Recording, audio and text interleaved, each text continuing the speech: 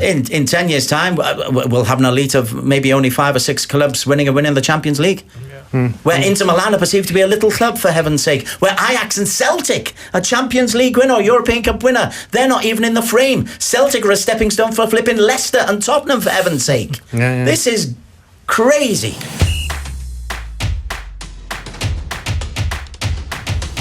Hello and welcome to the final Just for Kicks for this football season. And we are coming to you live from the very beach where all the other Premier League players are. I'm not quite sure where that is. Miami? Rio de Janeiro. Is it Rio? Okay, we're coming to you live from Rio. Except for one of us. One of us is not on the beach, but I'll tell you who that is in a moment. First of all, our pundits are Des Corkhill. Delighted to be here, and the season isn't over just because the English League has ended. Well, precisely in a moment. And Sean Malhotra. Hi. Nice to be here for one last time for my segment, at least. Yep. The Manchester United segment. Don't worry. I did it a couple of months ago. That did end a while ago. But the one of us who is definitely not on the beach because he's the defender at KL City, Giancarlo Gallifuoco. I love when you say my name. It's I watch you and I want to see you put a little bit of flair on it, and I like it. But you can say Gigi if it makes you laugh.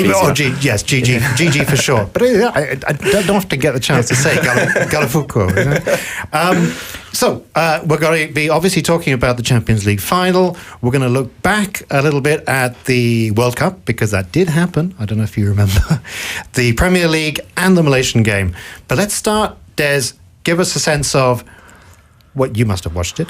What was the Champions League final like? Right, I'm going to underwhelm everybody because I was massively underwhelmed by this cup final, by this whole situation. When Man United won that famous treble in 1999, it was astonishing. It was. People are talking about it, remembering it forever. The comeback, the 2 goals in the last couple of minutes, even the semi-final against Arsenal is still there, the final not so. So it was thrilling, it was memorable, it was momentous. This was kind of like an administrator performing a fairly difficult task, because there's such an imbalance in the world of football with regards to finance that Manchester City have been able to put out 22 world-class players week in, week out, through reasons which are financially not yet proven to be dishonest, but in my book there is only one answer to that, but not proven as yet. And it means that this was expected. Is anybody remotely surprised that Man City have won this European Cup final? Sorry, Champions League final. It's so, and the performance is great. The players are great. The players are fabulous. They've got 5 superb defenders, a wonderful goalkeeper, De Bruyne, who's heaven, Haaland, who's a beast. The players are sensational. But this is such an underwhelming, unfootball-like experience. Football's meant to thrill you, and this whole experience just has not thrilled me. Okay. Gigi, meanwhile, once upon a time, it was the Italians who had all the money in the world and who are winning it. But it's been a great 3 finals, well, to get to the finals. How did you think Inter Milan did? Yeah, I remember speaking to you last time and I was saying it was a bit of a resurgence for Italian football and I was very, very proud of it. But like Des touched on, they're a world apart, unfortunately. And obviously I had so much hope for Inter. And I wanted the underdog to win. But it just kind of always felt like how, as much as Inter were defending for their life, and they were doing well to shut down a lot of the play and I was going to say park the bus. I was trying to say a nicer version of that.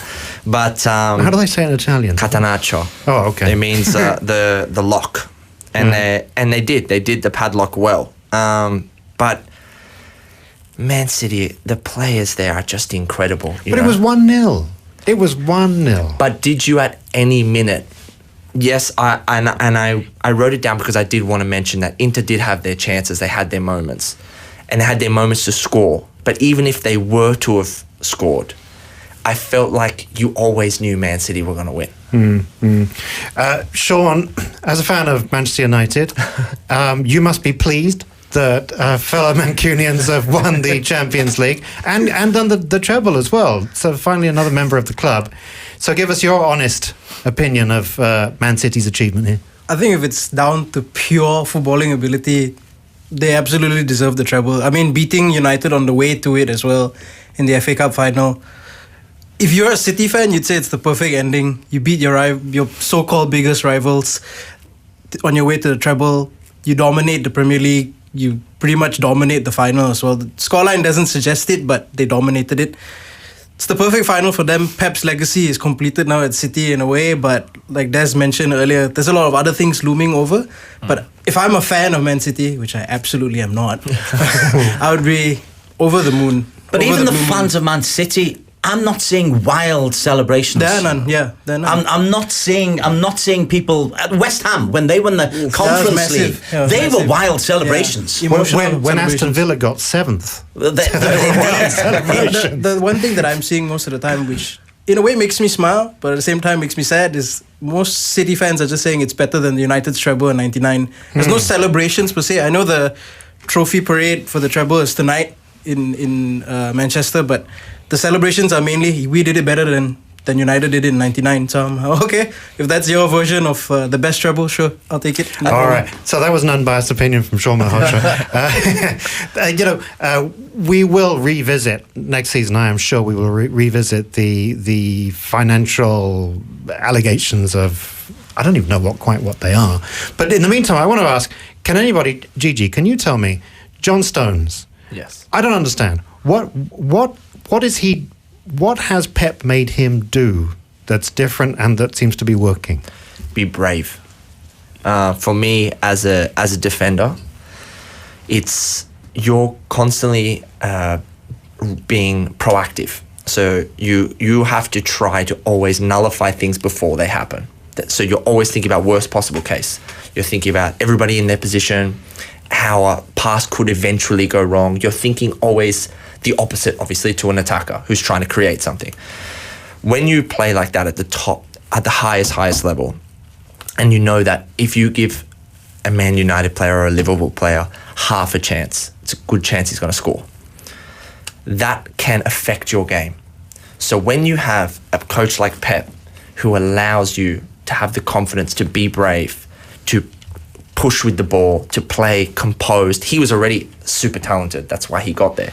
But I think Pep has unlocked that in him. He has absolute composure. He's brave. And I think he, for me, in my generation of watching football, is one of my favourite English defenders. Yeah.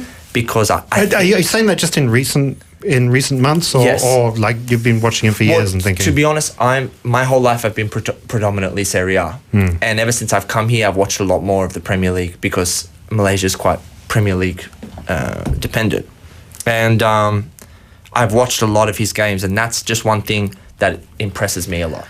I'd still argue though, Man City, when they defend, they've got 4 international centre halves. Yeah, that helps. Yeah. And then they've got 5 good footballing midfielders. They defend 4-5-1 and leave Haaland up front. When they defend, they defend as a group. Yeah. And when they attack, Stones pushes up. It's the old inverted the pyramid, 2-3-5. Yeah. Because they've got 2 central defenders. Stones pushes into midfield. Rodri does exactly the same for Spain. He plays centre back and centre mid. So I'm loving what they've done. But again, I'm saying they bought him for 50 million quid. Yeah. It's not like he came through the ranks and he's reinvented him. He was bought for 50 million quid. Well- he made Everton good. Yeah. Yeah, okay, well, we're probably going to touch on that in a moment when we come back, when we're looking back at the Premier League season, some of the stories that have come up, since last we spoke, here on Just for Kicks on BFM 89.9. And now we're going to be looking at some of the stories that have cropped up from the Premier League since last we spoke. And the main one, the big one that happened was that Australian coach, ex now of Celtic, Ange Postecoglou, has become the manager of Tottenham Hotspur. A lot of Spurs fans at first disappointed, but then so were Celtic fans once upon a time. And now Celtic fans are very unhappy to see you go. And so, Gigi, I've got to turn to you. You're Australian, and you used to play at Tottenham Hotspur. Yes. And I know that you've had every other football experience. Have you played with, or do you know, what can you tell us about Ange? So once when I was with the national team, under 23s, he came and took a camp. So I was under him for about a month. And he's an amazing manager. He has his way, and everything rotates around his way. But I think you said before, Celtic fans, when he came didn't have the greatest entrance, Yeah, you know? yeah, quite the opposite. Yeah, but they learned to love him. And Same in Japan, actually. He didn't get the respect in Japan. He went and won the league. But you just trust him. Just trust him. And he gets the players to play exciting football. He's a great manager. And for me, one thing that I thought was his superpower as a manager is that his like pre-game talks and his halftime talks are amazing. Yeah. Amazing. You want to put your head through a wall for this guy. Once you buy into his system and he's at the helm, he's really a manager like that where you want to fight for him.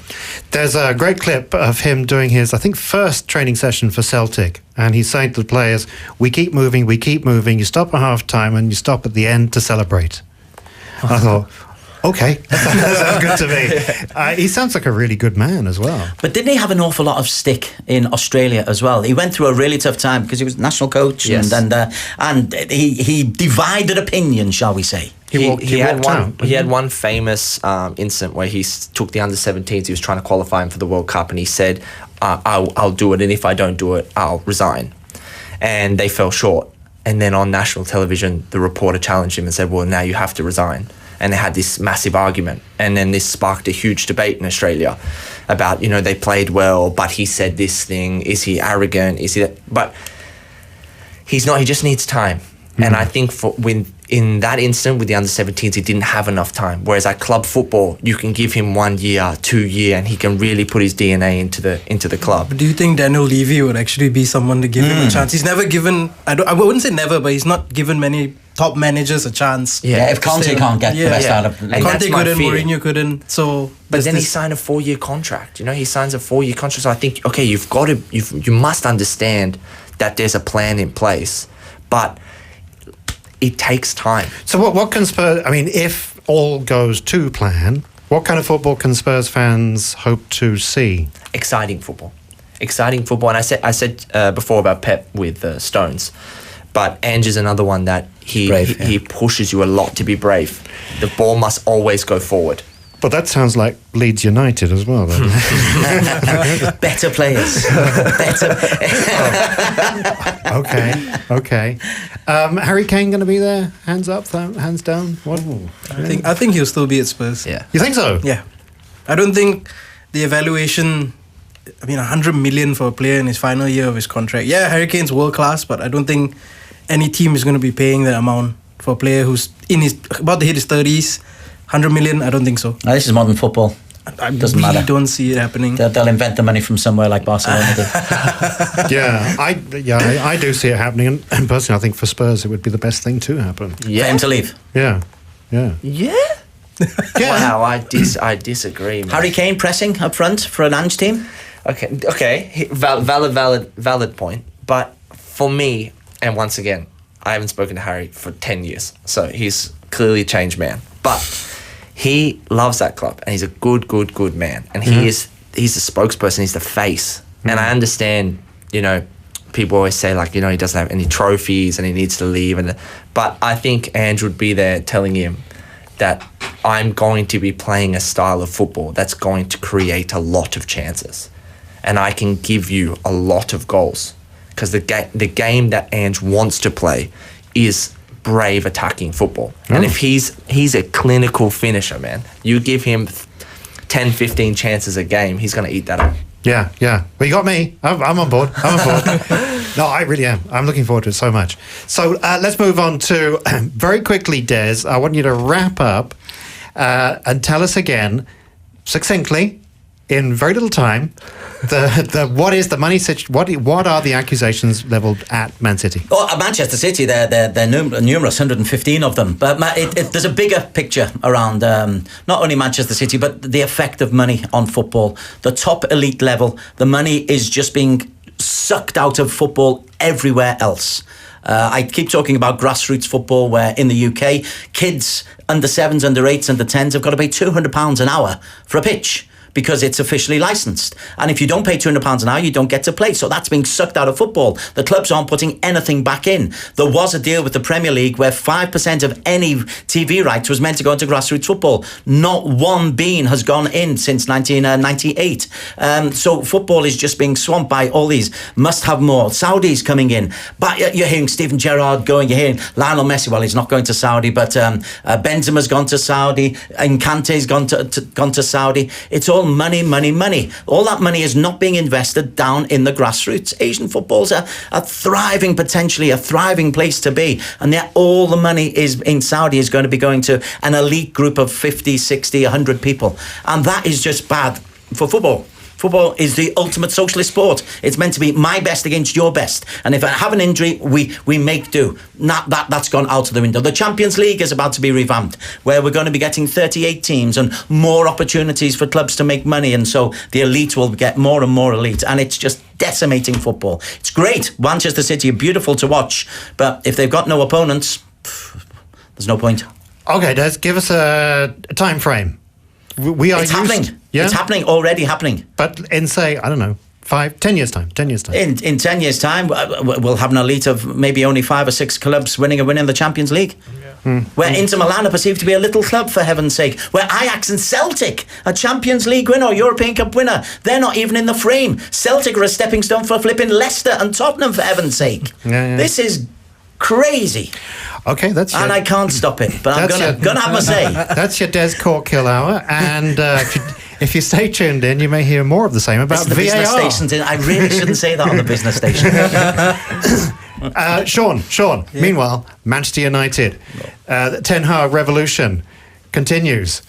I mean, if you asked me 12 months ago, what the team was like compared to now, it's a massive change, and I'm very proud of the team. Of course, seeing your rivals win a treble puts a big dampener on everything that's happened, but I'm very proud of how far the team's come. Won a trophy, reached the cup final against probably the best team in Europe, lost that final, lost to the team that eventually went on to win the Europa League as well. I'm very happy. I can see elements of this team. There's an identity now. Under Ralf Rangnick, there was no identity. Under Ole, unfortunately, it was just counter-attacking football. Under Erik ten Hag, I can see the wanting to play out the back, play beautiful football. There's certain elements there that aren't working right now. I don't want to point the finger at Harry Maguire. Take Casemiro out. Yeah. You're not half the team. Oh, I'd agree. I think Casemiro's been a great signing, obviously, because, at the start of the season, everyone was saying, why would he go to United? He's probably going there. A great Liverpool man, Graham Souness said, he's just a steady Eddie. He's going there to get a paycheck. Casemiro has changed United's midfield. Aside from the fact that he's gotten 2 red cards that he really shouldn't have gotten, I think he's been absolutely unbelievable for United. There's so many players in that team that 12 months ago I would have gotten rid of, out of the fact that they just let the team down over and over and over again. But it's much like Ange, where a coach can come in and change players who you thought were never going to be there. Aaron Wan-Bissaka is a great example. Probably 12 months ago you thought he was gone. And he was gone for 5 months of this season, came back, been one of United's best players. I'm proud of the team. Hopefully with, the new ownership that may or may not come, Erik ten Hag can get that trust and build his team the way he wants to build it, and probably go on to hopefully challenge City next season or any other team in the league. So there's high hopes for me compared to 12 months ago. You see, Des, that's a football fan there. He would have he doesn't get got rid of the owners them as long as lots of money comes in. Nah, enough. It doesn't have to be crazy money. Okay. Gigi, Liverpool. Let's talk Liverpool. I suddenly remembered that I remember you and I talking on this show about Liverpool, and they were all conquering, and they were like the best team. And that seems like such a long time ago. Yeah. but can Klopp regain that? Yes, I think he can. And obviously I have to watch my words with you here, Des. But I think he can. I think they respect him a lot. I know everybody's trying to work out what happened this year and why it didn't seem to click anymore. But the squad was aging, and he started to get rid of some and recruit some, and I think that's exactly what he needed to do. And I think that there's a bright future with the potential signings and the signing of McAllister. Yeah, so Des, I'm wondering, Klopp, is he just plan A? And he's just going to do plan A better? He's already done 3 or 4 plans with Liverpool. And he did with Dortmund, and we did with Mainz. He's phenomenal. And we had this conversation thousands of times, and I know you listen to me assiduously. Liverpool were in transition all season. Yes, you have been saying that. Harvey Elliott, 19. Bayetic, 18. Curtis Jones, 21. Alexander Arnold's only 23, for heaven's sake. The team he's getting rid of his... we also lost Mane. We had injuries galore. Diaz was out. It was always in transition. 4th would have been nice and very funny, but it wouldn't happen. But to me, I was always looking at that. He's building another team. You look at the core of that team. Konate's 23. Even Van Dijk's only in his late 20s. So there's a core of a team there that can really come through. They were shattered after the previous year. The World Cup comes in where half of their team were there. They're a team in transition. They had a dreadful start. You saw a little bit of the glimpse of what might happen towards the end of the season. A full pre-season. Liverpool will come out absolutely flying. I swear Van Dijk looks like he could be my father. But if he's right, he could be my son. He's a beast. He's a beast. Yeah. Hey, Sean, the London clubs. I'm going to throw this one to you. So, what a strange season for, well, I think really for Chelsea have been so poor.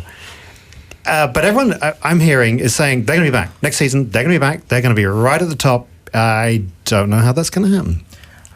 I don't think they'll be, with regards to Chelsea, I don't think they'll be right back at the top to make that jump from, I think it was what? But competitive, 12th away. Competitive, surely. I think they'll be competitive, but I don't think they'll be fighting for the top 4. I honestly don't think they'll be fighting for top 4.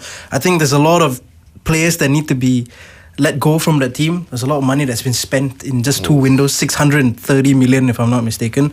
And there's players that were from Tuchel's time, from who was after Tuchel? There were so many. Potter. Potter. Yeah, Graham Potter. There's so many players that are from so many coaches, and the coaches didn't buy them. Yeah, the coaches didn't buy them. Todd Bowley bought them, and it's ridiculous prices, ridiculous wages, ridiculous contract structures at the club. They have to change things up big time. I've been reading reports that Todd Bowley's going to take a step back and everything, and I want to see if that's the case, because if Poch has his way, he's shown that he can build clubs. I mean, he built Spurs, he built Spurs up, and he did the same with Southampton as well. If he gets his way, and he gets the signings he wants, and he gets to play the way he wants without the pressure that Todd Bowley has put on the previous coaches, I think Chelsea can get a lot better.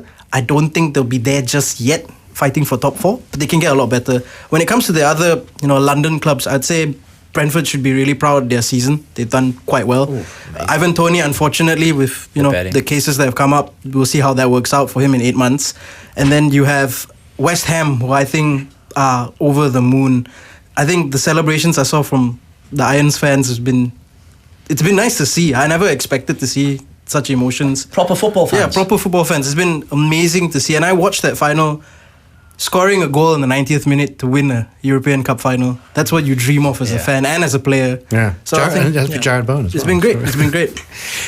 Gigi, what you were saying about how you used to watch you watch Serie A. That's your league, and you started watching the English game. What kind of struck you about? Des is going on about the money. What has struck you as being a standout feature of the English game? And do you think that are there Italian teams that could slot neatly into the Premier League? No. Great question. And the reason I'm going to say that is because I have one really obvious indicator of the difference. When I was 16, I was at Lazio. And I was with the first team. And from there I went to Torino. So I experienced 2 good Italian clubs, playing with their first team, seeing that environment. And I was 17, 70 kilos, midfielder, and I could hold my own.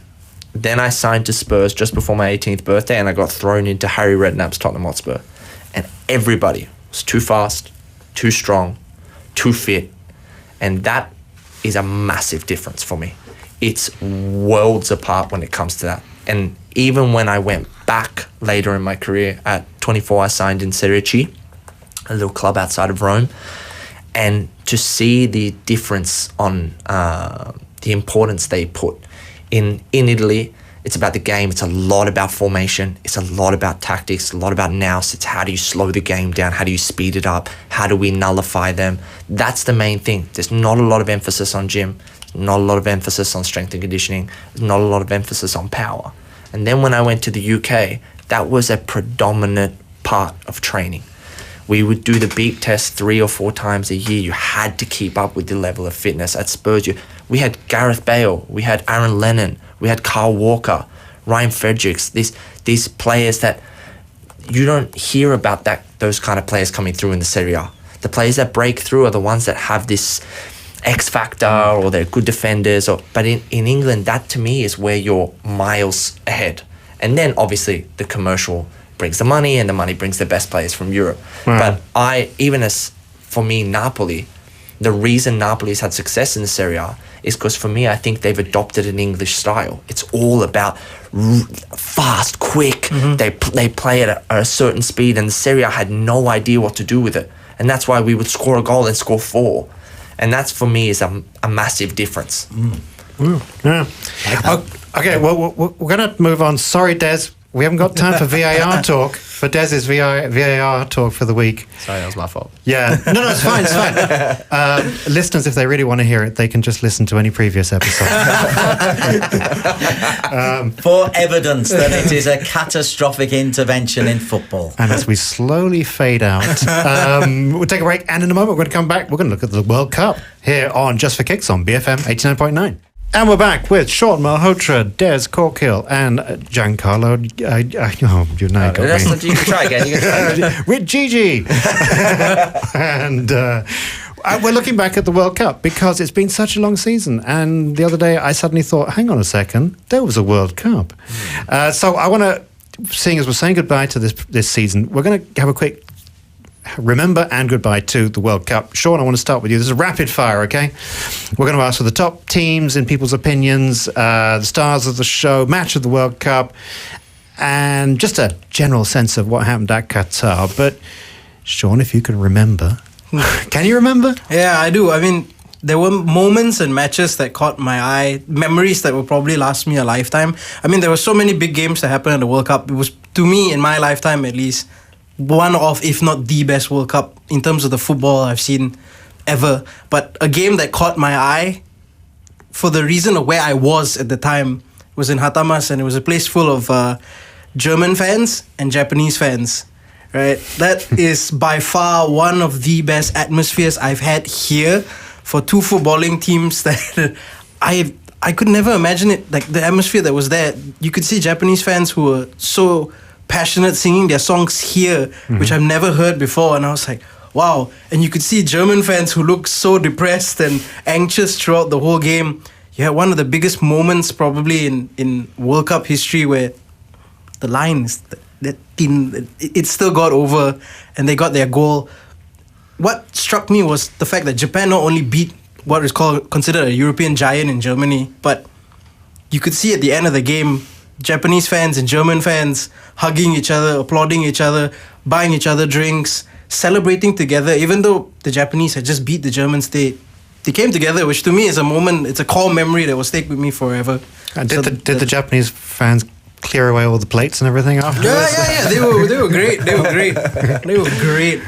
Okay, so would you nominate that as your match of the... That was my match of the World Cup, only because of where I was. I've never experienced that feeling before. Yeah, it's great. So the World Cup happened here. Yeah. Just so you don't think I stole it, I literally wrote that down. That was my game. That was an amazing game. Oh, yeah? Okay. So, Des, what about you? Did you have I asked this question the Friday lot, and they were rather boring. They all said, the final. It was very exciting. I mean, it was a great match, but I mean, can you go beyond the final? So, Sean, just a little bit of one-upmanship. You were in Trehartmas. I was at the stadium. Oh, wow. It was one of the... for the first time in my life, I've covered World Cups. It's wonderful from a media side. I was there in a kind of semi-work situation, but I was able to get to 18 matches. Some of them, same day. because Qatar, the whole venue, everything was so close. You could get to one game, which was mid-afternoon, to an early game, to a game early evening. So I was at that game, but no, that's 10 a penny, that game. That's 10 a penny. I was there for Argentina versus Holland. In a quarter-final where Holland were 2-0 down, came back 2-2, and it went to a penalty shootout, and there was fisticuffs and there was fighting, but the atmosphere inside the stadium was sensational. The Argentine fans were so noisy throughout the whole time. Wherever you went in, well, there's only one place to go in Qatar, and that's the souk, but the Argentine fans were there, being noisy, making a great atmosphere there. Every time you went to a stadium, they'd fill 20, 30, 40,000 people. Thousands of them flew in from Argentina. And so there was this constant Latino beat throughout Qatar, around the stadiums. As you go into it, there was the beat, there were the drums, there was the songs, there was everything. Morocco were pretty similar as well. Yeah. When Morocco got through, their fans came through in their thousands as well. I didn't see any of the Saudi games, but I know Saudi brought thousands up. So it was the atmosphere in that unique World Cup. You'll never get one where you've got all 8 venues, and you could travel them in 3 hours. I did it. You could get from A to B to C and get to all 8 venues. It'll be never, ever repeated. The next one is United States, Mexico, and Canada. Good luck in getting to 2 games a day there. Yeah. From a being there situation, wow, it was sensational. But that Argentina-Holland match was right up there. I didn't get to the final. Who cares? Yeah. but the whole atmosphere surrounding the World Cup was great. So my memories of it are being at these venues. They were wonderful venues. There was air conditioning in there, but the atmosphere around it. Football is for fans. Yeah. Football is for supporters. Football is for playing, and the fans who were there really got a big kick out of it. All right, Gigi, Italy were not there. Yes. Was Australia there? Yes. Yes, Australia was there. Very rare. And Australia was there, and we did very, very well for me. Yeah? And the only reason why I say that is because, obviously, I was devastated Italy didn't qualify. But Australia qualified through the skin of the teeth. We did not perform very well. And when we came in, it's crazy for me to be 29 years old and to see so many of my friends playing in a World Cup. And it was a really amazing experience for me that, like, I used to live in an apartment with him and we used to hang out, and he's my friend from Sydney and I played with him. And he owes me money. Yeah, of course. So for me, that was incredibly special. And I remember writing Jackson Irvine a message before the first game, and I said, hey, listen, whatever happens, we're all so proud of you, and go out there, just enjoy the moment, and then to see how far they went and to see what they did, I was an extremely proud Australian. How far did they go? I'm going to say, because my memory is so poor, I can barely remember that Argentina won. I know that. I know France were in the final too. I can never remember anything else. We equaled our furthest run, which was the round of 16 against Argentina. So we lost to the winners. We lost to the greatest player of all time. Oh well, that's like so that's like winning. Yeah, so it's not that bad. So Australia's soccer future is promising. We don't have enough time for me to answer this question, to be honest, because I think the A-League and Australian football needs a bit of a revamp, but I think you saw the potential. But you've got 30-odd players in Europe. Yes. In the top 2 divisions of many of the leagues. So I would argue that it's not as bad as some people back in Australia are making out. For sure. I criticise more the A-League, only because I think that the A-League is forcing players to either develop one way or to leave. Okay. Well, before we leave the World Cup, I want to ask you all very quickly, I want to ask you for who you think was the star of the show. And I'm going to say straight up, you can't say Lionel Messi or Kylian Mbappe. Sean?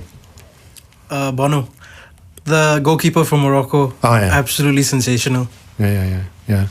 Des? Argentine fans, but Martinez. Nobody remembers that in the last kick of the game, Martinez saved a certain goal. Yep. That France would have won the game. Martinez made a phenomenal save. Is it Colomwani? Yes, he's through on goal, 1-on-1. The World Cup is there for France to take. Martinez comes out, narrows the handle, makes a save with his foot. It is mind-blowingly Has it brilliant, tattooed on and his leg nobody now. remembers it. Nobody remembers it, and it's won them the World Cup, and so he can do whatever he wants, whatever phallic symbol he wants with that World Cup. They remember. Clearly, they remember in the goalkeepers' union. Yeah, absolutely, but it won them the World Cup. Okay, and Gigi. I just want to also say he made a save against Australia. Yes, he did. A couple minutes. Which from was the end. remarkable. Yes, when he came out. Yeah, I remember. Another amazing save. But I'm going to say the boring answer and say solidified himself as the greatest of all time for me. So Lionel Messi, and then showing my age a little bit. But the meme sensation, which was the Saudi fan who said, "Where is Messi?" That for me is the star of the show. Okay.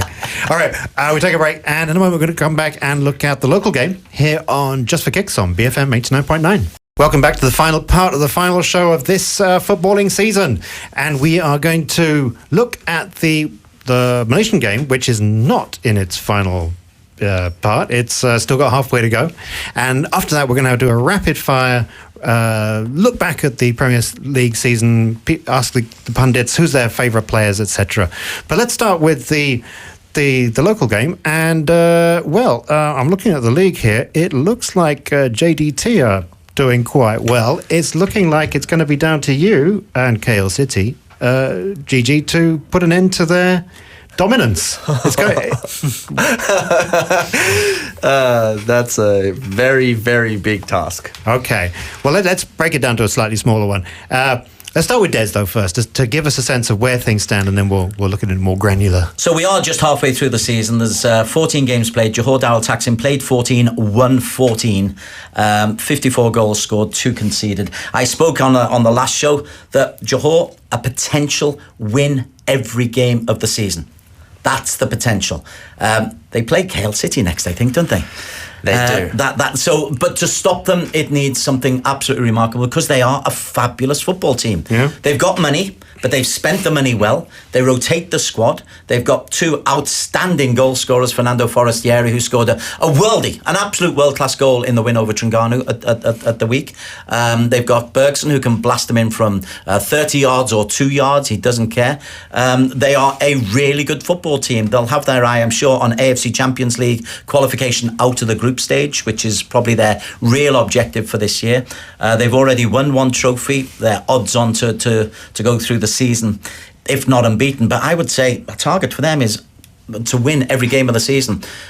I can't think of another team at a reasonable level league who's ever done that. I know Rangers back in the 1800s did it in Scotland. This is a 14-team league. 14-team league, 26 games. Yeah, so, Rangers back in the day would have been... in the 1800s, not in the 1900s. Yeah, but even then it would have been a 20-team or... 18-team league in Scotland. 18 teams. Yeah. Okay, but still. 14 Can I say one thing about the situation with Johor, which makes it tricky, is that obviously Johor have a huge financial...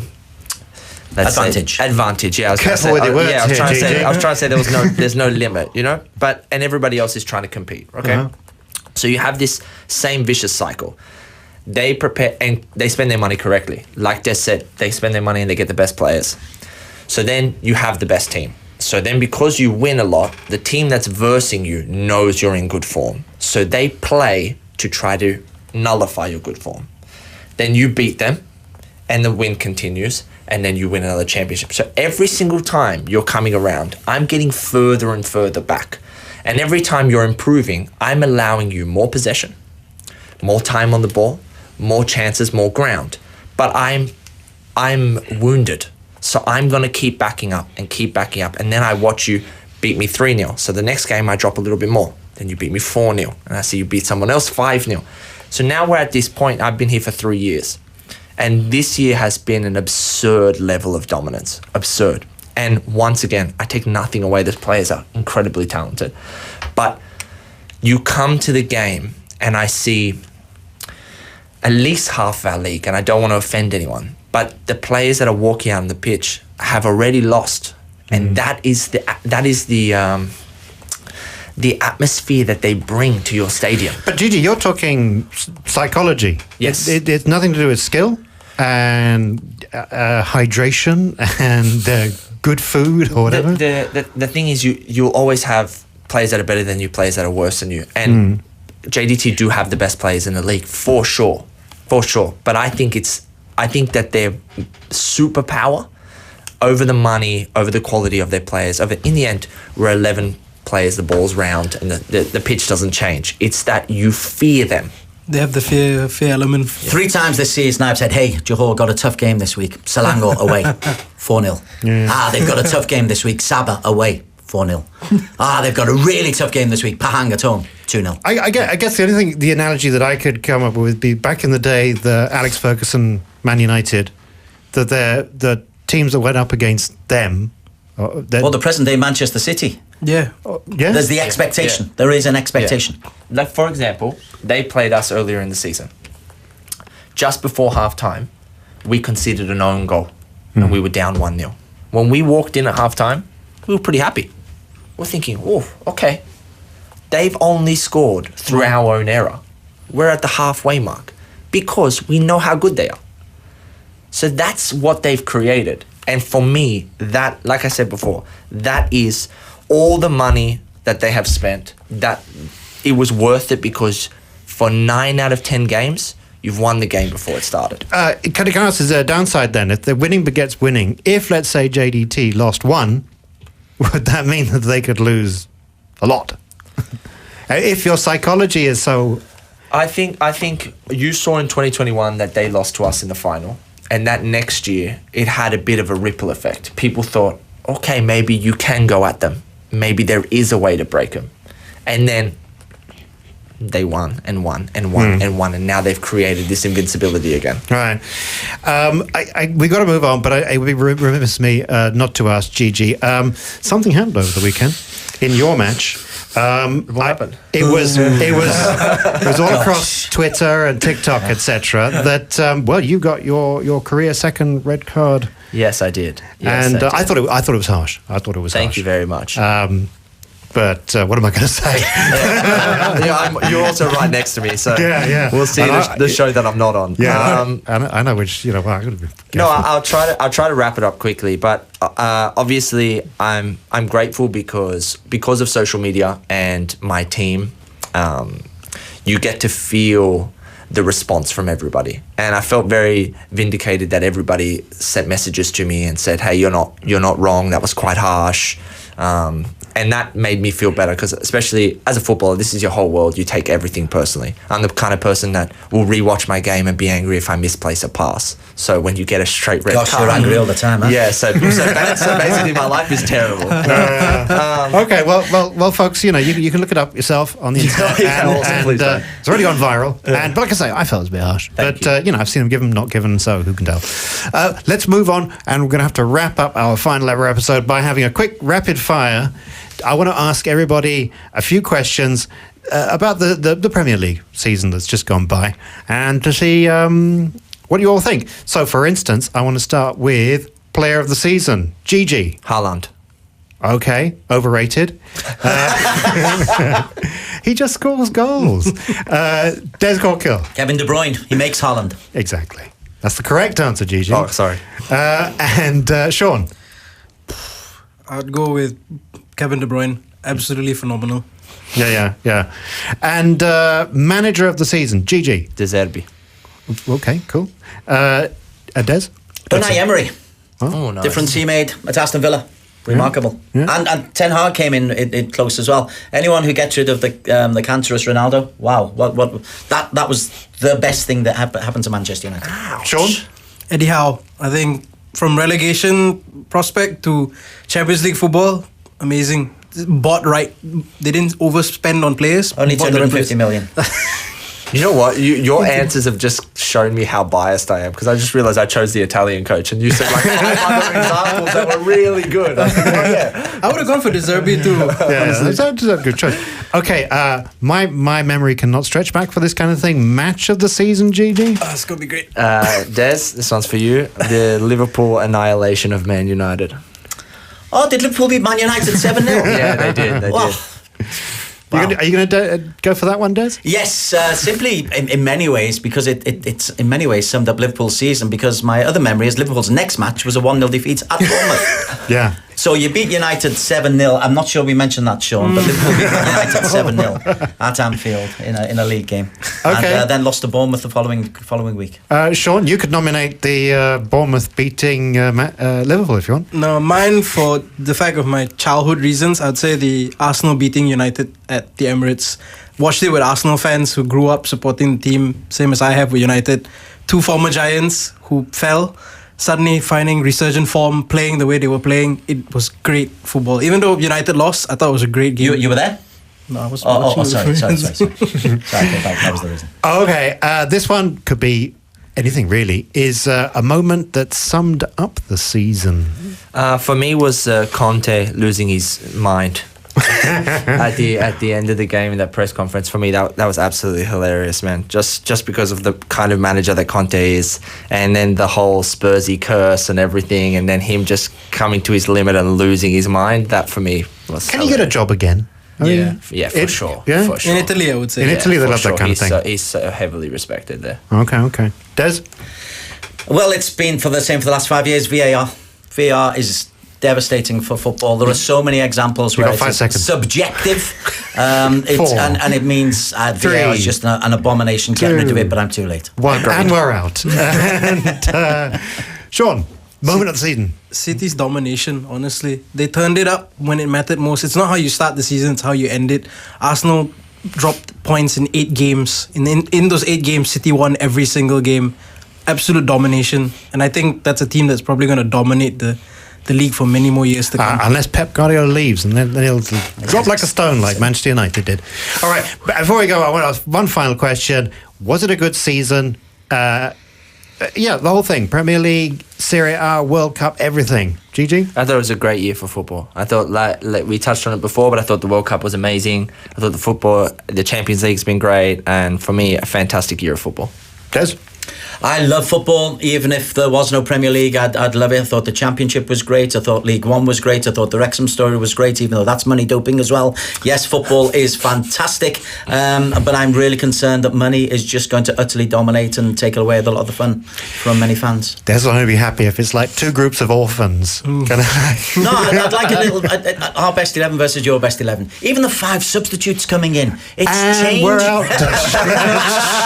Sean Malhotra, good season or not? I think it's been a great season. For example, I was telling Des earlier, I'm not a huge fan of Serie A football because it's too slow, but Napoli got me really interested in Serie A football. Thank you. I absolutely enjoy watching them in the Champions League.